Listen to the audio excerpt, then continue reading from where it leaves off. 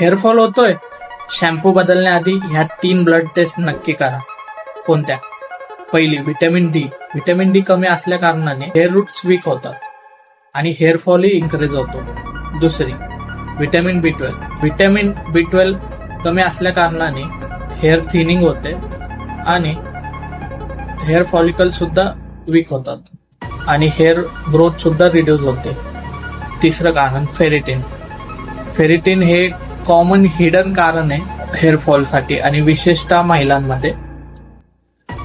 Random supplement घेण्या अगोदर route cause find करा आणि मग ट्रीटमेंट घ्या. मी doctor Shriraj Bhandari, Vishwayu clinic, Lakshmi road. Hair fall होतोय? शॅम्पू बदलण्याआधी ह्या 3 ब्लड टेस्ट नक्की करा. कोणत्या? पहिली, व्हिटॅमिन डी. व्हिटॅमिन डी कमी असल्या कारणाने हेअर रूट्स वीक होतात आणि हेअरफॉलही इन्क्रीज होतो. दुसरी, व्हिटॅमिन B12. व्हिटॅमिन B12 कमी असल्या कारणाने हेअर थिनिंग होते आणि हेअर फॉलिकल सुद्धा वीक होतात आणि हेअर ग्रोथ सुद्धा रिड्यूस होते.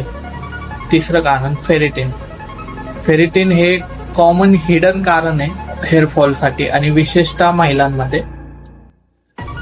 रॅन्डम सप्लिमेंट घेण्या अगोदर रूट कॉज फाइंड करा आणि मग ट्रीटमेंट घ्या. मी doctor Shriraj Bhandari, Vishwayu clinic, Lakshmi road.